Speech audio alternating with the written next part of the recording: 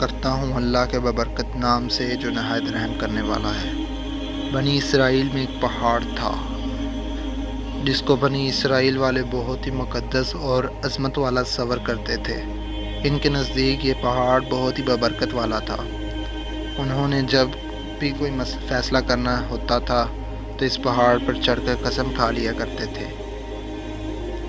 لوگ اس کو سچا مان لیتے تھے۔ اس شہر میں ایک بدکار اور بدچلن عورت تھی۔ وہ عورت شادی شدہ تھی۔ اس کے ناجائز تعلقات ایک غیر مرد کے ساتھ تھے۔ ایک دن کسی نے اس کے شوہر کو بتایا کہ تیری بیوی کے فلاں بندے کے ساتھ ناجائز تعلقات ہیں۔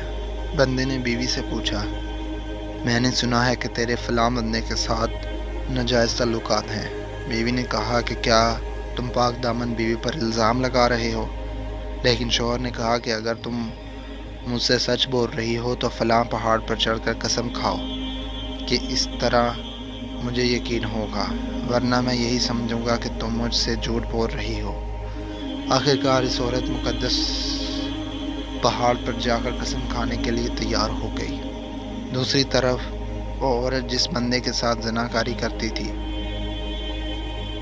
عورت نے اس مرد کو پیغام بھجوایا کہ میں فلاں دن پہاڑ پر جا رہی ہوں، تم بھی ایک گدھا لے کر وہاں آ جانا۔ وہ شخص گدھا لے کر مقررہ دن اس پہاڑ کے پاس چلا گیا۔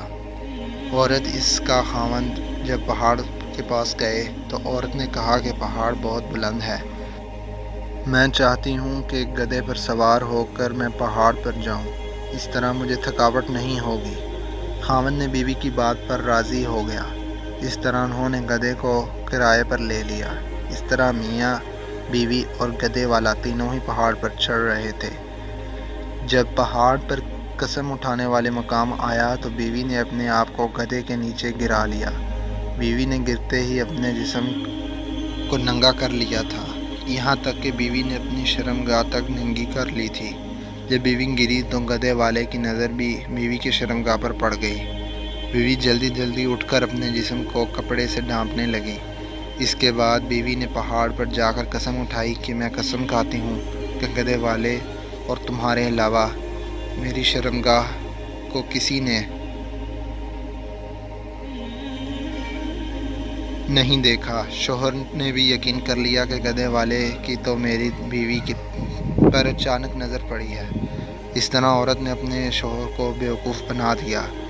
اس لیے ہمارے بزرگ کہتے ہیں کہ اگر بیوی اپنی آئی پر آ جائے تو وہ بڑے بڑے کو بیوقوف بنا دیتی ہے، جس طرح اس عورت نے اپنے خاوند کو بیوقوف بنایا ہے۔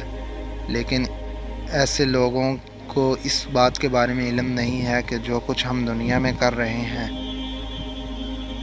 ہم دنیا والوں سے تو کوئی بات چھپا سکتے ہیں لیکن اللہ تعالیٰ سے کوئی بات پوشیدہ نہیں ہے۔ اللہ تعالیٰ سب کچھ جاننے والا اور دیکھنے والا ہے۔ اللہ تعالیٰ ہم سب کی نیتوں کے بارے میں بھی علم رکھتا ہے، اس لیے ہم کو چاہیے کہ ہر کسی کے ساتھ اچھا سلوک کریں، ہمیشہ سچ بولیں۔ ہم جو کچھ بھی اس دنیا میں کریں گے ہم کو قیامت کے دن اس کا صلہ ضرور ملے گا۔ اگر ہم نیکی کریں گے تو ہم اس کا صلہ اجر و ثواب میں ملے گا، اگر ہم کو جنت نصیب ہوگی۔ اگر ہم دنیا میں برے اعمال کریں گے تو اللہ تعالیٰ ان برے اعمال کے بدلے ہم کو دوزخ میں ڈال دے گا۔ اللہ تعالیٰ کے نبی حضرت محمد مصطفیٰ صلی اللہ علیہ وآلہ وسلم نے ایسی بدکار عورت کے عذاب کے بارے میں بتا دیا ہے۔ ایسی عورتوں کو سینے کے بل جہنم کی آگ میں ڈالا جائے گا۔